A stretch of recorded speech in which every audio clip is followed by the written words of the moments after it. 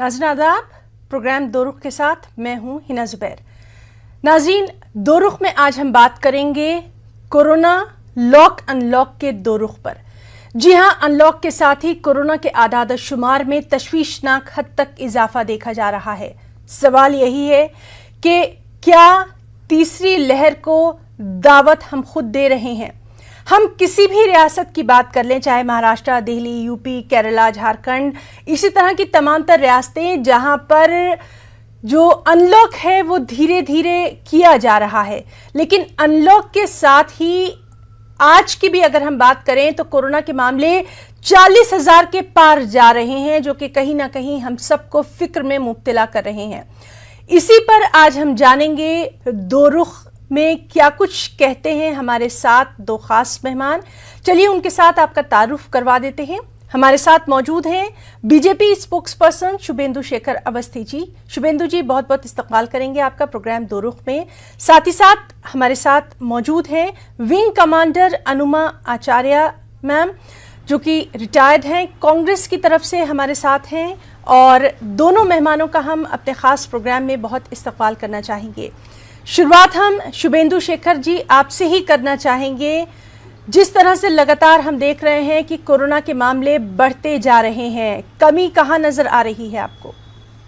जो कोरोना के केसेस आ रहे हैं वो ज्यादातर उन केरला और कुछ उसके आसपास के क्षेत्रों से हैं। तो हमको पूरे इंडिया का डिसीजन पर्टिकुलर जिन एरियाज में कोरोना के ज्यादा केसेस आ रहे हैं उसको देखकर नहीं करना चाहिए। जहां पे कोरोना के केसेस नहीं है या बहुत कम है, 1% से भी कम आ रहे हैं, वहां पर हमको स्कूलों को खोलना चाहिए, हमको मेन स्ट्रीम पे सबको लाना चाहिए। वरना मैं आपसे ये कहूंगा कि कोरोना अभी ऐसा नहीं है कि अगले 3 महीने में या अगले 6 महीने में बिल्कुल खत्म हो जाने वाला है। कोरोना अभी 2-3 साल रहेगा, धीरे धीरे करके खत्म होगा। इसीलिए हमको अपनी लाइफ को भी चलाना है, आपको अर्थव्यवस्था को भी चलाना है और स्कूलों को भी खोलना है। जी बिल्कुल, केरला में सपोज करिए, जी केरला में सपोज करिए कि ज्यादा केसेस आ रहे हैं, 28,000 30,000 केसेस आ रहे हैं, उसमें दिल्ली में यदि 20 केसेस आ रहे हैं तो दिल्ली क्यों इफेक्ट हो टोटल फिगर को देख के। इसलिए हमको स्टेट लेवल पर, लोकलाइज लेवल पर हमको प्रयास करने चाहिए। यूपी का नाम भी इस लिस्ट में शामिल हो रहा है सर। यूपी में भी लगातार बढ़ते जा रहे हैं कोरोना के आंकड़े। देखिए, इसको एक साइंटिफिक तरीके से डिसाइड करना चाहिए। हमको ये तय करना चाहिए यूपी भी कम से कम 5-7 स्टेट्स की टोटल पॉपुलेशन के बराबर है जी। तो यूपी में भी जिन डिस्ट्रिक्ट्स में कोरोना नहीं है, बिल्कुल नहीं है, वहां पे खोल लेना चाहिए। जिन डिस्ट्रिक्ट्स में लगता है कि अभी कोरोना से कुछ प्रॉब्लम है, वहां पे अभी नहीं खोलना चाहिए। बिल्कुल। अनुमा मैम, आपसे हम जानना चाहेंगे, जिस तरह से लगातार बात की जा रही है, पर्टिकुलरली 1-2 स्टेट्स को ही क्यों लिया जा रहा है? हम क्यों नहीं ये बात समझ रहे हैं कि कोरोना का पहला दौर हमने देखा, दूसरा देखा, बहुत मुश्किल वक्त रहा है, क्यों नहीं ओवरऑल सिचुएशन को हम सब देख रहे हैं?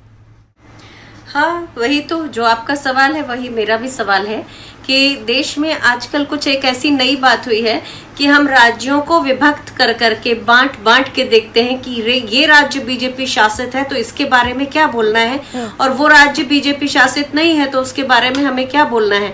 इनफैक्ट कोरोना जो है पूरे भारत में, पूरे देश में फैली हुई बीमारी है, और इसका चूंकि अभी भी हमारा जो आप देखेंगे टीकाकरण है, वैक्सीनेशन जो है वो 47 करोड़ के आसपास है, डोजेज हैं वो। इसका मतलब 47 करोड़ लोगों को लग गई है, ऐसा नहीं है। तो जहां एक तरफ जुलाई में वैक्सीनेशन कम हुआ है, लेकिन उम्मीद है कि अब बढ़ेगा। वैक्सीनेशन के ऊपर पूरा फोकस करेंगे तो भारत खोला जा सकता है, उसमें इशू नहीं है। और केरल का 3 बार मैंने नाम सुना, हालांकि वहां कोई कांग्रेस की सरकार नहीं है, लेकिन एक चीज वहां है कि वो अपने सभी केसेस को टेस्ट जो है वो जरूर कराते हैं। और चूंकि वो ज्यादा टेस्ट कराते हैं, क्योंकि ये तो बहुत सारे वैज्ञानिकों ने भी कहा है कि उत्तर प्रदेश में और काफी ऐसी जगह हैं जहां पर टेस्ट ही नहीं करा रहे हैं। जब आप टेस्ट ही नहीं कराएंगे तो आपको पता कैसे चलेगा कि कोरोना फैल रहा है कि नहीं फैल रहा है? तो जिस तरह केरल ने टेस्ट कराए और वहां संख्या ज्यादा मिली, लेकिन केरल की एक खास बात और है कि वहां जो मोर्टेलिटी रेट है, मृत्यु दर है, वो 0.5% है, जो नेशनल एवरेज जो है 1.5% उससे काफी नीचे है। तो एक तरफ तो जहां ये ध्यान रखना है कि टेस्ट कराएं, टेस्ट से ना डरे सरकार, अपना रिपोर्ट कार्ड अच्छा बनाने के चक्कर में टेस्ट कराना कम ना करें, वहीं दूसरी तरफ वैक्सीनेशन को फुल स्विंग बढ़ाएं और जहां जहां से भी वैक्सीन आ सकती है इसको बहुत तेज करने की जरूरत है। शुभेंदु जी, वैक्सीनेशन पर लगातार इससे पहले भी हम बात करते रहे हैं, कहीं ना कहीं वैक्सीनेशन की कमी की बात आज भी देखी जा रही है। एक दो रियासतों की बात नहीं है, तकरीबन हिंदुस्तान में हर जगह यही बात की जा रही है, लंबी लंबी लाइनें हैं लेकिन वैक्सीन नहीं है। देखिए हिना जी, मैं इस टॉपिक के ऊपर, स्कूल ओपनिंग टॉपिक के ऊपर खोला जाए या ना खोला जाए, मैं राजनीतिक तरीके से नहीं करना चाहता हूं। जैसा अनुमा आचार्य जी ने अपने ओपनिंग सेंटेंस में कहा कि कुछ ही रियासतों को देकर हम टॉपिक पे क्यों बोलते हैं। यहाँ पे कांग्रेस, बीजेपी या कोई और पार्टी का मैटर नहीं है। मैटर इस बात का है कि बच्चे सभी के हैं, बच्चे सब एक हैं, वो कोई बीजेपी के या कांग्रेस के या कोई और पॉलिटिकल पार्टी के नहीं हैं। मेरा यहाँ पे कहना है कि जिन रियासतों में, जिन जगह पे, आज आपको मैं क्यों कह रहा हूँ, ये यूनेस्को और यूनिसेफ दोनों ने कहा कि स्कूल को सबसे लास्ट में बंद किया जाना चाहिए, बाकी अब सब बंद कर दीजिए स्कूलों को। ये सब रिटन प्रमाण है और जितने भी एक्सपर्ट्स कह रहे हैं उसमें भी वो यही कह रहे हैं कि स्कूलों को खोलना चाहिए। आज 50 डॉक्टर्स, इंजीनियर्स आईआईटी मुंबई के और दिल्ली के, जी यहाँ पर थोड़ा सा वाजे करना चाहेंगे कि हम लॉक और अनलॉक की बात कर रहे हैं और खास तौर पर हम जो पूरे समाज में जिस तरह से दूसरी चीजें ओपन की जा रही हैं, खोली जा रही हैं, उनको लेकर भी हम यहाँ पर बात कर रहे हैं। ठीक है, जिंदगी को चलना चाहिए, जिंदगी की दूसरी जो चीजें हैं उनको धीरे धीरे अब पटरी पर लाने की कोशिश करना है, लेकिन क्या जो कोरोना की गाइडलाइंस है उन पर भी सख्ती से अमल करवाना ये सबका फर्ज नहीं है? देखिए, सब कुछ ओपन होना चाहिए, मेरा ये कहना है, with proper protocol, corona protocol जैसा है। मास्क लगाना चाहिए, डिस्टेंस मिनिमम मेंटेन करनी चाहिए। यदि ऐसा लगता है कि स्कूल या कोई और इंस्टीट्यूट्स है उसमें 50% बच्चों को एक साथ लेना चाहिए। और यहां तक भी कल यूनिसेफ ने और यूनेस्को ने दोनों ने कहा है कि बच्चों को आप वंस इन ए वीक या ट्वाइस इन ए वीक भी बुला सकते हैं स्कूलों में। मैं बार बार इस चीज को क्यों कह रहा हूं? देखिए, बड़े जो अमीर बच्चे हैं जो ऑनलाइन पढ़ पा रहे हैं, उनकी शायद वो कुछ तो कुछ काम कर पा रहे होंगे, कुछ ना कुछ स्टडी को कर पा रहे होंगे, पर जो गरीब बच्चे हैं जिनके लिए एक मोबाइल फोन भी, ऑनलाइन मोबाइल फोन भी बड़ा मुश्किल से मिलता है, उनको बहुत बड़ा इफेक्ट पड़ रहा है स्कूल ना खुलने में। इसी तरीके के जो छोटे व्यापारी हैं, हो सकता है मॉल बंद होने से, खोलने से कोई दिक्कत ना हो रही हो, जो लोग उसमें चला रहे हैं उनको उतनी दिक्कत नहीं हो रही हो, पर छोटे छोटे जो लोग हैं, जो रिक्शा चला रहे हैं, जो रेडी पर, चलिए इसका जवाब जानते हैं। अनुमा जी कह रहे हैं कि खोलना जो है, अनलॉक करना मजबूरी है, आपको लगता है? नहीं, देखिए, मजबूरी तो नहीं बोलूंगी मैं, पर ये हाँ, अनलॉक रहेगा भी, खुलना भी खुलना भी चाहिए, क्योंकि देखिए क्या है कि अगर हमारे यहाँ वैक्सीनेशन हो गया होता, यूनेस्को, यूनिसेफ, बार बार 3 बार मैंने नाम सुन लिया, यूनेस्को और यूनिसेफ कभी नहीं कहेंगे कि अपने बच्चों को सुरक्षित किए बगैर आप उनको स्कूल में बुला लीजिए। गरीब बच्चे हैं, उनको अगर हमें सुरक्षित करना है तो सबसे पहले एश्योर करना होगा कि सभी को वैक्सीन लगी है, वैक्सीन अवेलेबल हो जाएगी, सबको लग जाएगी। माँ बाप को अप्रहेंशन है, परसों के पेपर में मैंने खुद पढ़ा है कि माँ बाप कहते हैं कि हमारे बच्चों को जब तक वैक्सीनेशन नहीं होगा और स्कूल के बाकी बच्चों को नहीं लगेगा, हमें तो डर लगता रहेगा कि हमारा बच्चा वहां जा रहा है। तो सबसे पहली चीज जो कोर होता है ना, उसके ऊपर ध्यान देना है कि आप पहले एहतियात उतनी करें। अभी हमने सुना था, देखिए पिछले 15 दिन पहले हमने सब सुना था कि सुप्रीम कोर्ट मना कर रही थी, हाई कोर्ट मना कर रही थी कि कांवड़ यात्रा ना करें, लेकिन जिद में आके कि धर्म जो है, हमारे धर्म के ऊपर आक्षेप हो रहा है, ये हमारे धर्म के ऊपर प्रहार किया जा रहा है। तो ये जो समझदारी की जरूरत होती है ना, एक नया आजकल हमारे भारत में एक नई कहानी निकली है कि ईद में ऐसा तो कांवड़ में वैसा, तो कुंभ में ऐसा तो बकरीद में वैसा। ये एक नए प्रचलन का बहस जब मैं सुनती हूं तो मुझे बहुत ताज्जुब होता है कि भारत इस तरफ कैसे मुड़ गया कि कोर वैल्यूज के ऊपर, कोर कामों के ऊपर ध्यान देने के बजाय और इस तरह की धार्मिक, हर किसी की भावनाएं आहत हो जाया करती हैं आजकल, कुछ भी बोलो तो अगर आप अनलॉक का करने को बोलेंगे और हम वैक्सीन लगाने को बोलेंगे तो उसमें तो कोई भावनाएं आहत करने वाली बात नहीं है। तो बड़ी सीधी सादी बात है कि वैक्सीनेशन ज्यादा से ज्यादा करिए, स्कूल भी खोलिए, कॉलेजेस भी खोलिए, दूसरे इंस्टीट्यूट भी खोलिए, बाजार भी खोलिए, क्योंकि जो नॉर्मल एक अपना व्यापारी है उसका तो नुकसान हो रहा है। और इन सभी में मैंने एक चीज देखी है, मैं इस बीच में काफी जगह प्रवास पर गई हूं, मैंने देखा है कि लोग बाग कुछ लोग तो बहुत अच्छे हैं जो पालन करते हैं, लेकिन कुछ स्टेट्स ऐसे हैं, मैंने ये मध्य प्रदेश की बात कर रही हूं जो मेरा होम टाउन जहां पे पड़ता है, वहां मैंने देखा है कि अचानक लोगों के अंदर कॉम्प्लेसेंस आ जाता है, ये एकदम बेफिक्र हो जाते हैं कि अब ये कोरोना नहीं बचा। तो ये इस तरह की जो बात है उसको सरकारें ही रोक सकती हैं। सरकारों को इस समय, क्योंकि बाढ़ें आ रही है, सरकारों को अपना कुछ एक हिकमत अमली होनी चाहिए ओवरऑल। यदि सरकारों ने और कोर्ट ने मना किया है कि इस समय पे कुंभ नहीं होना चाहिए या कांवड़ यात्रा नहीं होनी चाहिए, या केरला में बकरीद के केस पर भी सुप्रीम कोर्ट ने स्टेटमेंट दिया कि ये नहीं खुलना चाहिए, ऐसा क्यों कर दिया गया? तो ये जो धार्मिक उन्माद है, जिसको हम कहते हैं धार्मिकता के लिए अपनी जान से ज्यादा उसको करना, इसको इस समय पर अवॉइड करना चाहिए। हमने 1 साल किया है और 1 साल कर सकते हैं जब तक नॉर्मलेंसी नहीं आती है। पर दूसरी बात जो अनुमा जी ने कही है वो भी मैं बताना चाहता हूँ। भारत की जैसी जनता है, इसको कई बार सीधे सीधे तरीके से समझ में नहीं आता है, तो हमको पॉलिसिंग भी करनी पड़ती है, हमको पुलिस का भी उपयोग करना पड़ता है और करना भी चाहिए। जब आदमी सीधे तरीके से रिक्वेस्ट ना समझे तो उनको बताना भी चाहिए। पर एक बात नहीं समझ में आ रही है, यही अनुमा जी आचार्य जी की जो पार्टी थी वो जनवरी और फरवरी के महीने में लगातार ये कह रही थी कि वैक्सीन लगाने की कोई जरूरत नहीं है। अभी तक हमको नहीं मालूम है कि दोनों वैक्सीन राहुल गांधी जी ने लगवा भी ली या नहीं लगवाई। संबित पात्रा जी ने पूछा भी था उनसे ट्वीट करके कि भैया आपने लगवा ली हो तो बता दो, हमको तो अपने विरोधियों का भी ध्यान रखना ही पड़ता है। पर जितना, यदि वो 2 महीने उन्होंने ये कंफ्यूजन नहीं डेवलप किया होता कांग्रेस के लोगों ने, और ये नहीं कहा होता कि ये भारतीय जनता पार्टी आपके पास आएंगे जी है, और इसमें ये एक कंफ्यूजन पूरे नेशनल लेवल पे इन्होंने डेवलप किया जी, जैसे वैक्सीन में किया, इसी तरीके से और भी जगह पे किया, पीछे राफेल में किया, आजकल पेगासस पे कर रहे हैं। तो इनका काम है कि किस तरीके से भारत की जनता को मिसगाइड किया जाए। और इसमें कांग्रेस ने खुद कहा, मैंने तो रिटर्न उनके ट्विटर अकाउंट्स में लिखा है कि उन्होंने कहा कि इसको अभी मत लगवाइए। अनुमा जी फौरी तौर पर इसका जवाब चाहेंगे। शुभेंदु जी अब उनका जवाब सुन लेते हैं। हाँ बिल्कुल सुनेंगे। हिना जी, एक तो मैं ये बताऊं कि इस तरह से भ्रमित करना, वो भी नेशनल टेलीविजन पर, ये अच्छी बात नहीं है।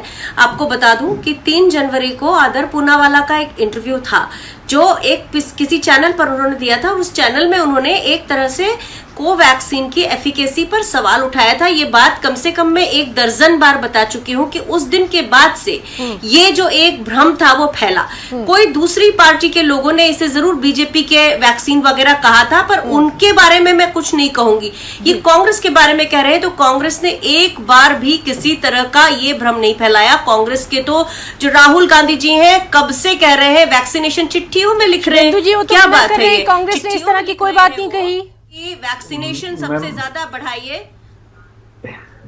नहीं, गलत बात कह रहे हैं ना। और दूसरी चीज, मुझे पूरी बात करने दीजिए हिना जी, ये तो एक हिस्सा हुआ इस बात का। मुझे पूरी बात करने दीजिए हिना जी। जी अपनी बात। मैं एक तो ये कह रही हूँ कि पहली चीज तो राहुल गांधी जी ने हमेशा चिट्ठियों में, दस्तावेज में और सामने समक्ष सोशल मीडिया में वैक्सीनेशन ज्यादा से ज्यादा हो उसकी बात की है।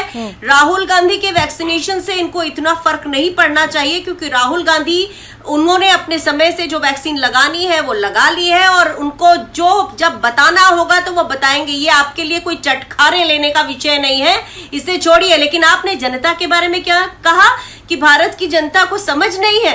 हाँ, मुझे भी लग रहा है कि अगर समझ होती तो आप लोगों को सत्ता में नहीं लाते। अगर इस तरह की भाषा बोलेंगे, जनता में बहुत समझ है, जनता के बारे में मत बोलिए, इसी जनता ने आपको वहां बिठाया है जहां आप हैं। हैं, जनता की इज्जत करिए, उसके ऊपर पुलिस का प्रयोग के बजाय उसे समझाने की कोशिश करिए। इवेंट आप लोग आयोजित करते हैं, अलग अलग तरीके के भंडारे आप लोग करते हैं, और फिर जब लोग आते हैं तो उनको फिर डंडों से पिटाई होती है उनकी। ये कोई तरीका होता है क्या? लोगों के ऊपर आप इल्जाम लगाएंगे, आप सरकार के ऊपर नहीं लगाएंगे। जिनके हाथ में काबू करना है, जनता सहयोग देती है।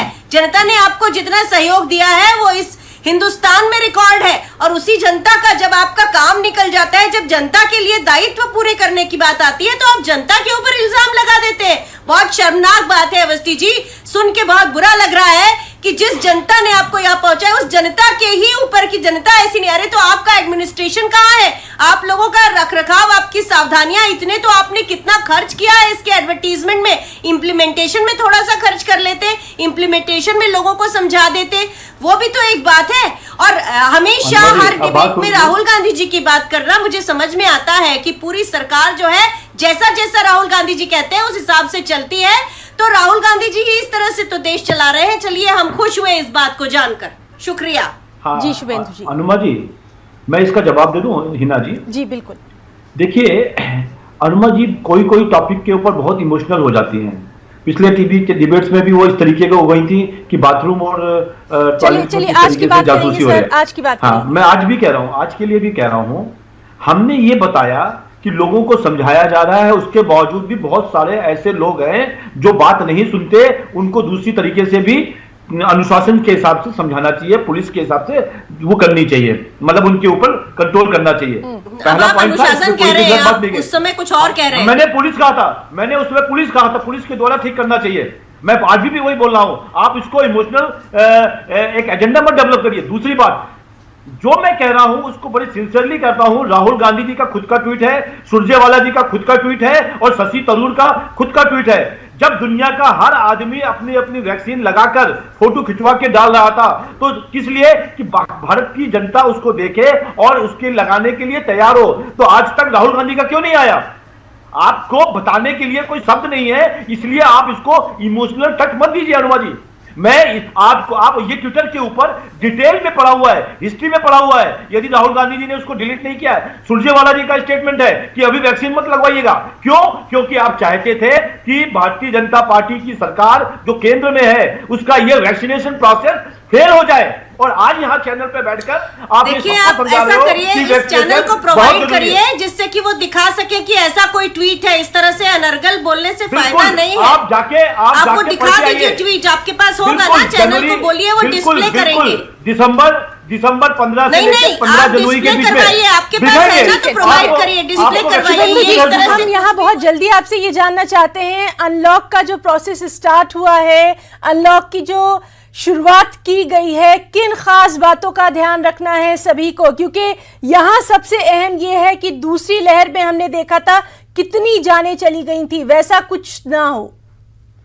देखिए, अभी तक जैसा इन्होंने बताया कि 47 करोड़ इंजेक्शन लग चुके हैं उसमें, और आने वाले समय में इस महीने में लगभग 32 करोड़ इंजेक्शंस को हम जो देने वाले हैं, वैक्सीन को देने वाले हैं भारत के लिए। तो हमारा अगस्त और सितंबर एंड तक हम लगभग 100 करोड़ तक पहुंचने का प्रयास कर रहे हैं, जो वैक्सीनेशन लग जाए लोगों को। और 100 करोड़ यदि हम पहुंच जाते हैं तो हम 50% पॉपुलेशन को ऑलमोस्ट, जो 50% में उनकी बात कर रहा हूं जो ज्यादा 60 साल से ऊपर के हैं, और बाकी जो 135 करोड़ में यदि हम 90 करोड़ और 100 करोड़ को सितंबर एंड तक पूरा करते हैं तो हमको लगता है कि हम वैक्सीनेशन में बहुत आगे जाएंगे। आज भी, आज के डाटा के हिसाब से, मैं 3 दिन पहले न्यूज़पेपर में पढ़ रहा था कि यूएस में, जिसकी टोटल पॉपुलेशन बहुत कम है इंडिया के हिसाब से, उसमें भी 50% वैक्सीनेशन हुआ है बस। जी अनुमा जी, क्या आपको लगता है कि ऐसा मुमकिन हो पाएगा? देखिए, मुमकिन तो नहीं होगा, वो मैं आपको अभी ही कह रही हूँ, क्योंकि इसके पहले मैंने फरवरी के महीने में जब ये, बल्कि उसके आगे भी मार्च अप्रैल के महीने में जब बहुत सारी डेथ होना शुरू हो गई थी सेकेंड लहर के कारण, तब मैंने कहा था कि 1 जुलाई में वैक्सीनेशन हॉलीडे आएगा। उस समय क्योंकि सरकार के जो ऑर्डर की क्वांटिटी थी और सप्लाई ऑर्डर की जो डेट थी उसको देखते हुए मैंने ये कहा था। इसी तरह से मैं बता सकती हूँ कि जिस सरकार ने पहले ये कहा था कि हम 230 करोड़ वैक्सीनेशन दिसंबर के आखिरी तक लगा देंगे, उसी सरकार में सुप्रीम कोर्ट में हलफनामे पर कह दिया कि वैसा नहीं कर सकेंगे, 170 करोड़ की कुछ बात की थी। अब जिस तरह से ये जा रही है कहानी, उस हिसाब से 100 करोड़ का जो दावा कर रहे हैं और उसमें पहले 50% कह रहे थे, तो अब कह दिया उन्होंने पीछे से कि 50% पॉपुलेशन उसकी जो 50 साल से ऊपर है। तो आप ये देख लीजिए, अगर अमेरिका में, हम अमेरिका से अगर कंपैरिजन कर रहे हैं, तो ये ध्यान रखें कि अगर वहां की पॉपुलेशन कम है तो वहां इंफ्रास्ट्रक्चर भी उतना ही है। हर जगह, हर देश का जो इंफ्रास्ट्रक्चर होता है वो अपने देश की पॉपुलेशन के हिसाब से होता है। वहां पे नंबर ऑफ डॉक्टर्स कम होंगे और पॉपुलेशन कम है, हमारे यहाँ नंबर ऑफ डॉक्टर्स ज्यादा है, हमारी पॉपुलेशन ज्यादा है। तो इस तरह से दूसरे एक विकसित देश से अपनी तुलना करके और अपने आप को किसी गिल्ट से उबारना ठीक नहीं समझती मैं। और जहां तक लॉकडाउन खोलने का सवाल है, तो आप देखिए बहुत सारे ऐसे स्टेट्स हैं, मैं आपको छत्तीसगढ़ का उदाहरण दे सकती हूं कि जैसे ही वहां पे कोरोना के मरीजों की संख्या बढ़ी थी जुलाई महीने में, तो उन्होंने फटाफट लॉकडाउन कर दिया था और वो फिर टेम्पररी उसमें उन्होंने बाद में रिलैक्सेशंस दिए थे। तो जो समझदार सरकारें हैं वो अपना पहले से ही प्रोएक्टिवली, जैसे हम महाराष्ट्र की बात करें, वो तीसरे लहर में और खास तौर पे जो बच्चे हैं उनके लिए उन्होंने पीडियाट्रिक्स को वैसे ही तैयार कर दिया था कि जो पीडियाट्रिशियंस हैं उन्होंने उनको बता दिया था कि किस तरह से वैक्सीनेशन का प्लान होना चाहिए, किस तरह से बच्चों की केयर की जाएगी। तो जो पढ़ी लिखी सरकारें हैं वो प्रोएक्टिवली काम कर रही हैं। और अगर फिर दोबारा केरला का नाम आएगा तो वहां भले ही कांग्रेस की सरकार नहीं है लेकिन पढ़े लिखे लोग हैं, तो मैं ये कहूंगी कि वहां पर जो मोर्टेलिटी रेट या मृत्यु दर है वो 0.5% है, जो नेशनल एवरेज से बहुत कम है। तो इस तरह से जो समझदार लोग हैं वो एक आराम से सिस्टमैटिक मैनर में ना केवल लॉकडाउन खोलेंगे, लेकिन हाँ ये जरूर है कि जो धार्मिक उन्माद पैदा करने वाले लोग हैं किसी भी तरह का, आपसे छोटी सी बात जानना चाहिए कि अभी तक आपको लगता है, इतने हमने मुश्किल वक्त देख लिया है, क्या अभी तक सरकार और अपोजिशन मिल बैठकर इस बारे में बात कर पाए हैं? इसका बेहतर जवाब आप ही दे सकती हैं। काश ना आपके मुंह में घी शक्कर, अगर सरकार ने इस तरह की एक सर्वदलीय बैठक पहले से ही बुलाई होती या एक नेशनल टास्क फोर्स का गठन कर दिया होता। आपको शायद मालूम हो कि कुछ समय पहले, अभी शायद पिछले ही हफ्ते में विपक्षी दलों ने राष्ट्रपति जी से कुछ मुद्दों के लिए कुछ नेशनल फोरम बनाने की चर्चा की है, चिट्ठी लिखी है उनको। तो सरकार जो है वो श्रेय की राजनीति करती है, इस चक्कर में वो विपक्ष को बिल्कुल जानी दुश्मन बना के पेश करती है और वो बहुत गलत है। आप देखती होंगी पहले हमारे संसद में किस तरह से हास परिहास भी होता था, लोग एक दूसरे के ऊपर थोड़े बहुत ताने भी कसते थे, लेकिन बातें भी होती थी, चर्चा भी होती थी। अब पूरे समय तलखियां ही तलखियां रहती हैं, तनातनी रहती है लोगों के बीच में इस तरह। और लोग ही नहीं, जो हमारे घरों के लोग हैं इनके अंदर भी बांटने की साजिश हुई है। तो ये जो ध्रुवीकरण है इसे छोड़कर अगर सबको साथ लेके चले, भाई इस वक्त 303 सीट के साथ सरकार की सत्ता तो नहीं जा रही है कहीं, तो जब सत्ता नहीं जा रही है तो थोड़ी गरिमा रखिए, थोड़ी मैग्नानिमिटी रखिए, सबको साथ लेकर आइए और मोनोलॉग मत करिए, चर्चा करिए। क्या होता है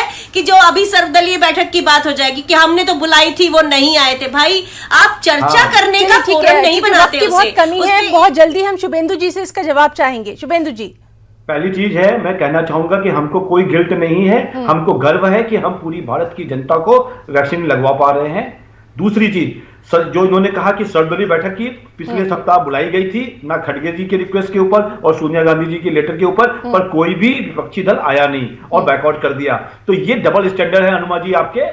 जब बैठक बुलाई गई आपके रिक्वेस्ट के ऊपर, तब आप क्यों नहीं आए हैं? और आप जनता को दिखाने के लिए नेशनल चैनल के ऊपर आप लोग मोनोलॉग करते हैं, उनका रिकॉर्ड रहा है। वक्त हमें अब और इजाजत नहीं दे रहा है, लेकिन कोरोना और लॉक अनलॉक, इस पर लगातार हमारी नजर बनी हुई है। आगे भी हम इसी तरह से इस पर बातचीत करते रहेंगे।